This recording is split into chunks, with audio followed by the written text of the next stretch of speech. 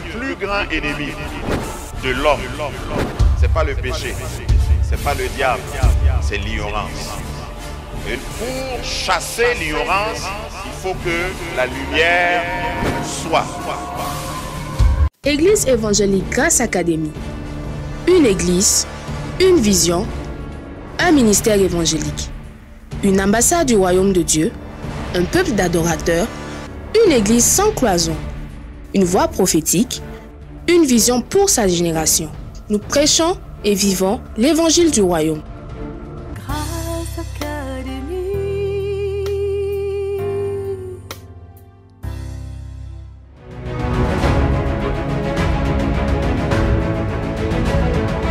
Lorsque tu t'engages avec Christ, tu prends conscience que c'est un choix et que tu es équipé, c'est ça ce que j'appelle être béni, pour un but.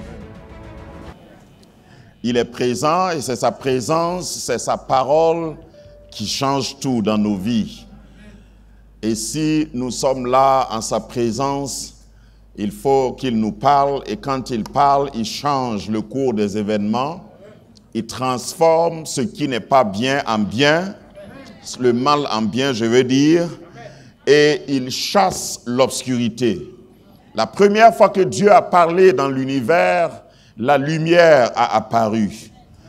Et là, dans les ténèbres, il suffit que Dieu parle. Dans la confusion, il suffit qu'il parle.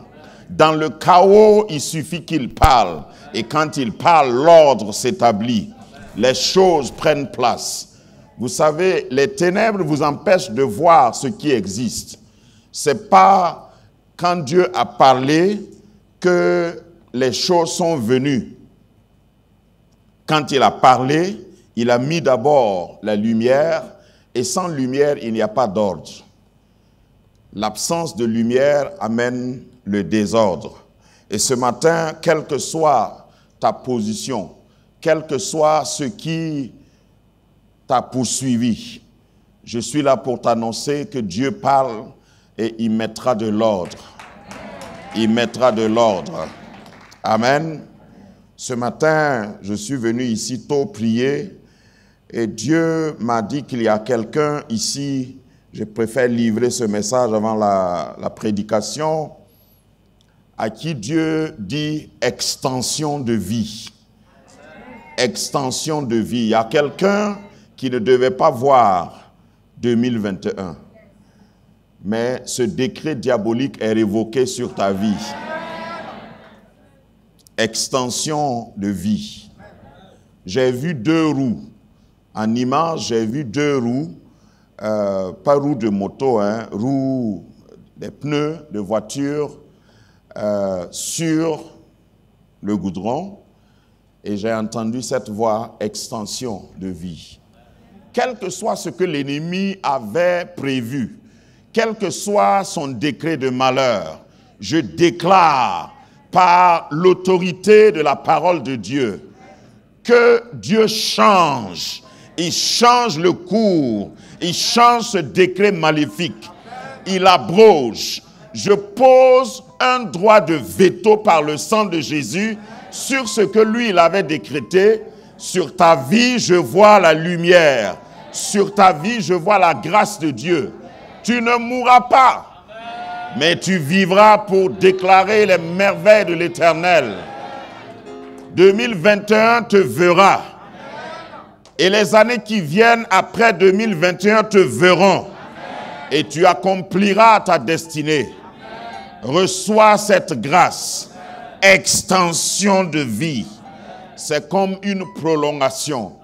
Dieu a annulé ce décret de mort. Toi ou tous ceux qui te sont chers, vous n'allez pas vivre la tristesse que le diable a programmée. Reçois cela au nom de Jésus. Amen. Reprenez vos places. Avant que tu me dises, écoute-moi parler, il faut que toi-même tu t'écoutes parler.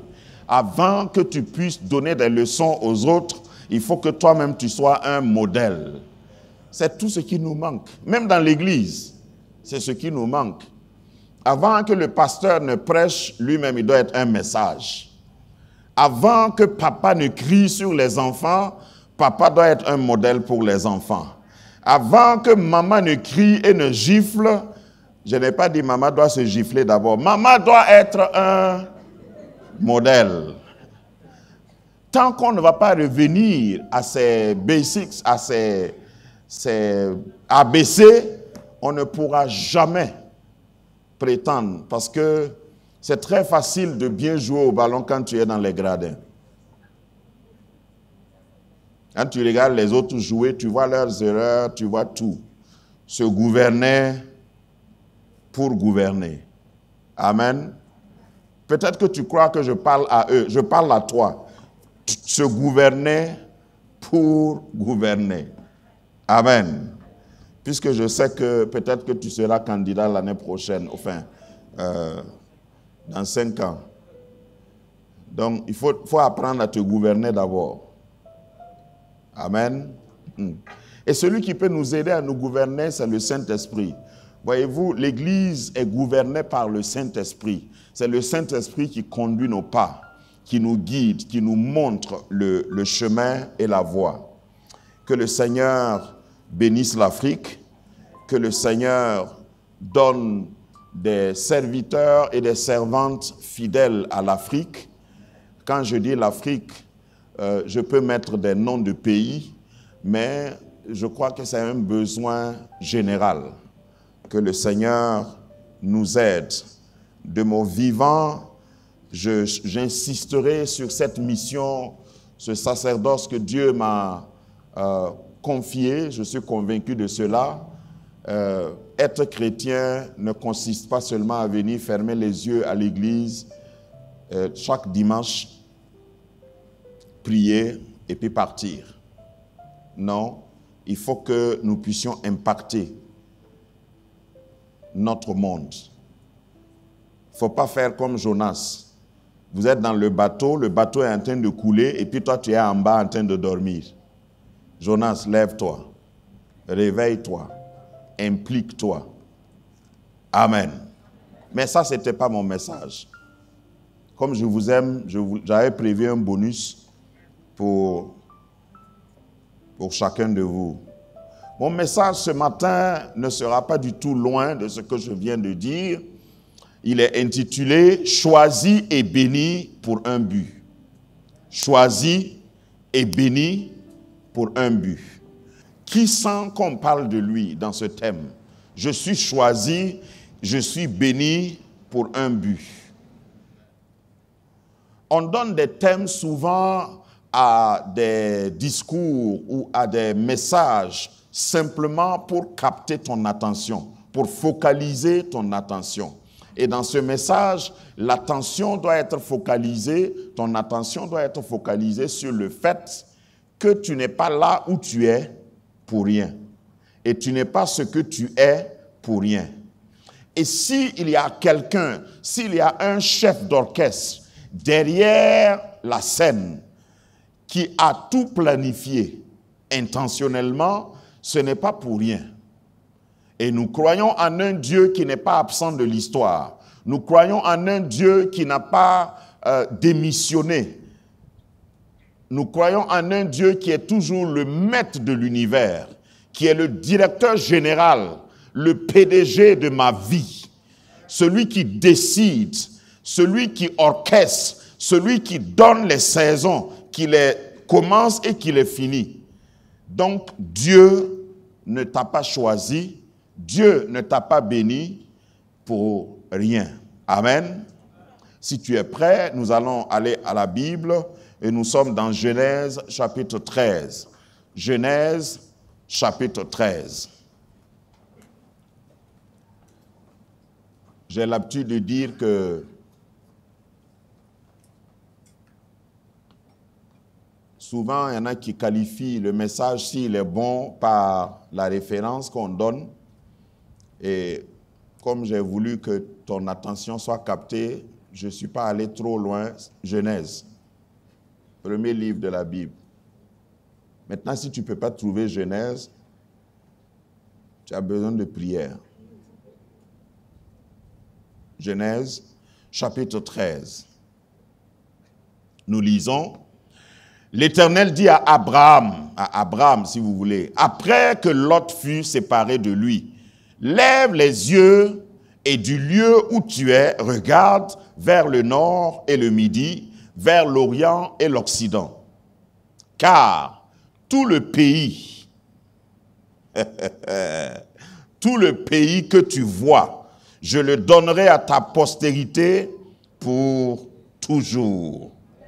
Je rendrai ta postérité comme la poussière de la terre, en sorte que si quelqu'un peut compter la poussière de la terre, ta postérité aussi sera comptée. Lève-toi, parcours le pays dans sa longueur et dans sa largeur, car je te le donnerai.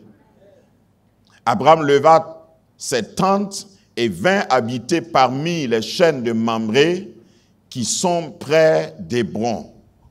Et il bâtit là un autel à l'Éternel. Restez debout, nous allons prier. Seigneur, nous sommes venus ici vides parce que nous voulons être remplis. Nous voulons donc laisser de la place pour que tu nous remplisses. À la lecture de ce passage, nous savons et sommes conscients que nous l'avons lu plusieurs fois. Mais aujourd'hui, tu as la manne pour aujourd'hui, pour quelqu'un. Permets à quelqu'un de se libérer, de renouveler ses outres pour le nouveau vin. Merci parce que nous sommes venus faibles pour être fortifiés. Nous sommes venus ignorants pour sortir savants. Nous sommes entrés ici malades pour sortir guéris. Nous sommes venus pauvres pour sortir riches. Dans ces lieux, Seigneur, parle avec autorité. Seigneur, que je ne sois pas une limitation à ta manifestation, mais que ta parole prenne effet. Tu as la largesse, la latitude de parler, Seigneur. Tu as l'autorisation de nous corriger, de rectifier notre regard. Bénis quelqu'un alors que ta parole est proclamée et que ta parole fasse enfanter les biches, que ta parole fende les montagnes, que ta parole déchire le ciel, que ta parole brise le roc et que maintenant seule ta volonté soit faite au nom invincible de Jésus. Amen. Reprends ta place, mais ne t'assois pas sur ta bouche. De temps en temps, au milieu du message, il faut que ta bouche fasse sortir un bon Amen. Alléluia. Tu es choisi et tu es béni pour un but. La vie chrétienne se résume en la prise de conscience que lorsque nous naissons de nouveau, lorsque nous venons à Christ, nous prenons un sens, nous donnons un sens, si vous voulez, à notre existence. Lorsque vous vivez hors de Christ, vous essayez de faire des choses. Vous allez copier même des gens. Vous allez vivre comme ce que les gens peuvent vous dicter de vivre, comme les choses vont. Ceux qui ne veulent même pas faire d'efforts se laissent emportés par le vent. Il y a des gens qui vivent simplement, advienne que pourra, que sera, sera. Ils ne sont pas, responsables de ce qui leur arrive, ou ils n'essayent pas de se conformer, parce que quand tu ne vas nulle part, tous les chemins sont bons. Mais lorsque tu t'engages avec Christ, tu prends conscience que c'est un choix, et que tu es équipé, c'est ça ce que j'appelle être béni, pour un but. Le but d'une chose, c'est ce pourquoi la chose a été créée ou ce pourquoi la chose existe. Et lorsque tu viens à Christ, la conséquence logique de la conversion, c'est de réaliser, ah, je ne suis pas là pour rien. Je ne suis pas là pour juste vieillir et mourir. Je suis là pour un but. Donc tu as été choisi comme Abraham. j'ai pris son exemple parmi tant d'autres. Abraham a été choisi. Son histoire, comme j'aime dire, commence dans Genèse chapitre 12. Il a été choisi, c'est Dieu qui a pris l'initiative de l'appeler, et il a appelé le premier croyant, celui qui a cru en Dieu. Et parce que Adam et Ève, eux, ils n'avaient pas le choix. Il allait croire en qui? Mais Abraham avait le choix parce que son papa ne croyait pas en Dieu. Mais lui, il a décidé de croire en Dieu. Et cela lui fut imputé à justice. Même si ton voisin ne croit pas, toi, tu dois croire. Parce que celui qui croit vraiment, fermement, il reçoit une récompense. Donc, Dieu choisit Abraham, et on peut être choisi et ne pas connaître, ne pas être conscient pour autant que tu as été choisi pour un but. Et aujourd'hui, je voudrais interpeller simplement quelqu'un de prendre conscience que tu as été choisi pour un but. Et notre texte commence par l'interpellation que Dieu fait à Abraham en lui disant « Lève les yeux ». Lève les yeux. C'est un acte que tout le monde peut faire, mais tout le monde ne le fait pas. Il faut intentionnellement lever les yeux. Parce que naturellement, nous avons tendance à baisser les yeux. Baisser les yeux veut dire regarder ce qu'il y a autour de nous. Regarder nos circonstances immédiates. Regarder les circonstances qui nous entourent.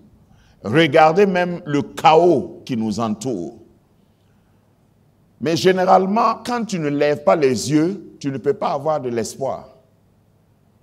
Lorsqu'on parle d'espoir, lorsqu'on parle d'espérance, c'est ce qui est devant. Ce n'est pas ce qui est immédiatement autour de nous. Dieu interpelle donc Abraham en lui disant « Lève les yeux ».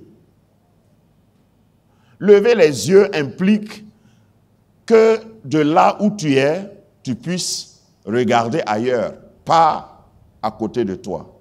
Il dit du lieu, d'ailleurs Dieu dit du lieu où tu es. Ce qui veut dire, Dieu connaît là où je suis.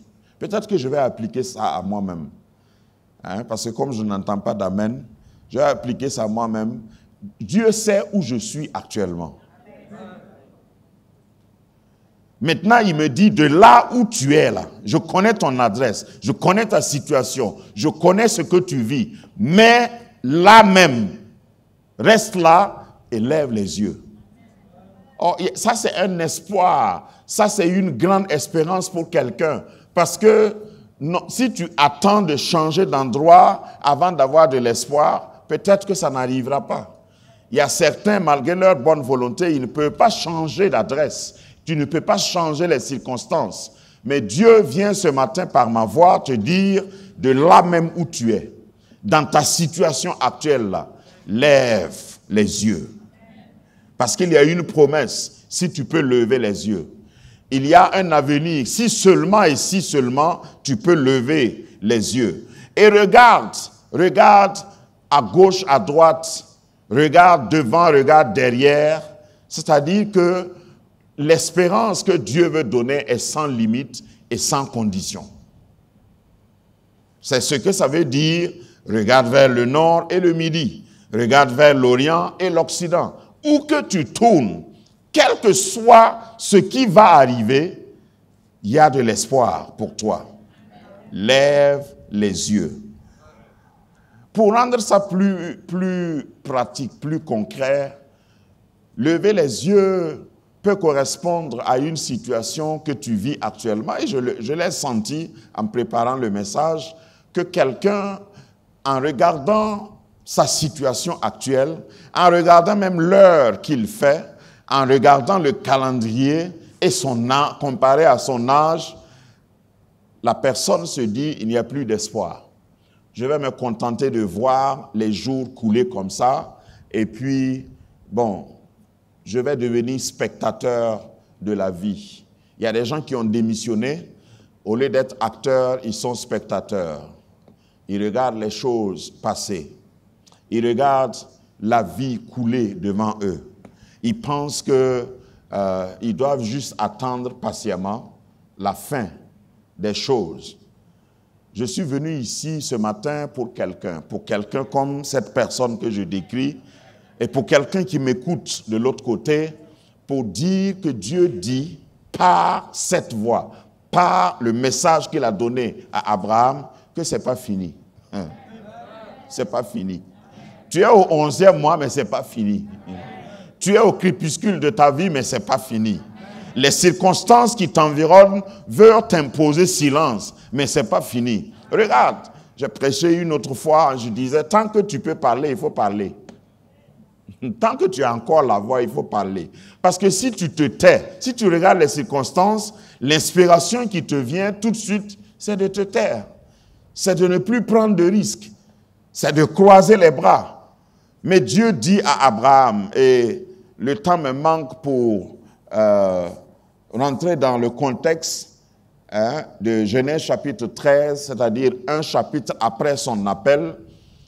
Quand il est arrivé au chapitre 13, il avait déjà obéi. Dieu a dit, sors, va, je vais te montrer. Il est arrivé, mais là où Dieu t'indique, là où Dieu t'a appelé, là où Dieu t'a placé, tu peux arriver et puis tu dis, je ne vois rien ici. Je ne sais même pas pourquoi il m'a mis ici. Est-ce que vraiment Dieu avait quelque chose pour moi ici? Je croyais qu'après mon mariage, ça allait être mieux que ça. Je croyais que quand j'allais créer mon entreprise, j'allais mieux me porter que ça. Donc c'est ça seulement qui est déjà passé par là. Ne lève pas trop la main, ton voisin va t'identifier. Donc c'est ça seulement. Dieu m'avait dit, je pensais que c'était ce qui animait, ça c'est mon imagination, Abraham au chapitre 13 de Genèse. Dieu dit, sors, va, je t'indiquerai. Il arrive, Dieu dit, c'est ici. Maintenant il regarde et dit, aïe, il y a quoi de spécial ici? Et c'est en ce moment que Dieu vient vers lui et dit, Abraham, de là où tu es là, ne change pas d'endroit. Dis à ton voisin, ne change pas d'endroit. De là où tu es, lève les yeux. Il y a beaucoup de gens dans la vie qui croient que c'est là où ils sont qui est le problème. Si je n'étais pas africain, j'allais dire que la plupart des Africains sont comme ça. C'est pourquoi certaines réunions de prière même sont essentiellement tournées vers obtention de visa. Je veux fuir, je veux changer de pays, je veux me sauver. Ça m'a toujours amusé de voir que ceux qui ont lutté pour chercher des visas, parce que je les ai rencontrés souvent de l'autre côté, quand ils arrivent là-bas, ils souffrent plus. Ils travaillent 2 fois plus, mais ils ne se plaignent pas. Ils disent, au moins je ne suis plus en Afrique. Mais ce que tu as fui là, ça s'est doublé là-bas. Donc ce n'est pas l'endroit. C'est parce que tes yeux sont baissés. Si tu prends conscience de ce que Dieu veut faire de toi, là où tu es même, au fait, j'ai toujours dit, Dieu ne bénit pas une place. Dieu ne bénit pas un siège. Il bénit une personne et il l'assoit sur un siège, même si c'est un tabouret, et le tabouret devient royal. Amen. Donc, il faut demander d'abord l'orientation de Dieu. Il faut demander d'abord la présence de Dieu, la direction de Dieu dans ton mariage, dans ton entreprise, sur tes enfants. Et tu vas voir de là même où tu es, que quand tu lèves les yeux, peut-être qu'à côté de toi on pleure. Et puis tu dis, j'ai de l'espoir. Regarde, quand tu vois quelqu'un qui est animé de courage, c'est parce qu'il a vu loin. Tous ceux qui regardent autour d'eux sont tristes. Si tu regardes autour de toi, dans tous les domaines, dans n'importe quel domaine, c'est triste. Tu ne vois pas que ton voisin porte un masque? Ça ne t'effraie pas? Depuis un certain temps, on ne se reconnaît plus. Tout le monde est masqué. Donc tu rencontres ton frère, tu ne sais pas qui c'est. J'ai demandé à plusieurs personnes ici qui peuvent témoigner. J'appelle certains, je dis, je ne t'ai pas vu dimanche. Je dis, hey, papa, j'étais là. Il dit, ah, c'est le masque. À cause du masque, là, je ne t'ai pas reconnu. Même ça nous empêche d'être contents, d'être heureux. Parce qu'on se demande, qu'est-ce qui va arriver? Quand est-ce que cette chose-là va finir? Comment est-ce qu'on va s'en sortir? Mais si tu vois quelqu'un qui est toujours souriant, c'est qu'il a vu quelque chose que les autres n'ont pas vu. Et je prie que Dieu ouvre tes yeux. Je prie que Dieu te fasse lever les yeux. Parce que c'est pas lever les yeux. Si Dieu t'a envoyé quelque part, si tu es dans le plan de Dieu, ça ne dépend pas de là où tu es. Puisqu'il a dit, regarde les 4 coins cardinaux. Regarde devant, derrière, à gauche, à droite. Partout où tu vas regarder, il y a de l'espoir. Et quand tu es avec Dieu, il y a de l'espoir. Au verset 15, il dit, Dieu dit à Abraham, tout le pays que tu vois, je le donnerai à toi et à ta postérité pour toujours.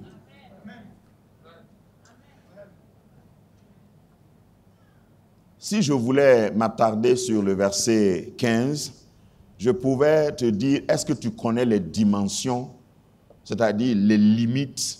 Est-ce que tu connais le volume de ta bénédiction? Non. C'est incommensurable. C'est-à-dire que tu ne peux pas. Si quelqu'un te demande, tu es béni et tu dis oui, montre-moi. Tu peux lui dire simplement, c'est pas mesurable. Je ne peux pas mesurer ma bénédiction. Pour le moment, je n'ai pas d'enfant. Abraham n'en avait pas. Pour le moment, je n'ai pas d'enfant. Mais Dieu m'a dit que mes enfants là, on ne pourra pas compter. Au fait, c'est ça la foi. Il n'est pas appelé le père de la foi pour rien. Le vieux la croyait. Abraham, je vais dire, il croyait. Il croyait en Dieu envers et contre tout. Il y a beaucoup de choses dans la vie, à moins que tu ne sois pas sincère, il y a beaucoup de choses dans la vie qui vont t'annoncer que l'avenir fait peur, qu'il n'y a pas d'espoir. Et tu ne vois pas où ça va commencer. Pour avoir une postérité, je n'ai pas besoin de vous le dire. Pour avoir une postérité, il faut d'abord avoir un enfant. Un, au moins. Pour prétendre qu'il y a de l'espoir d'avoir une postérité.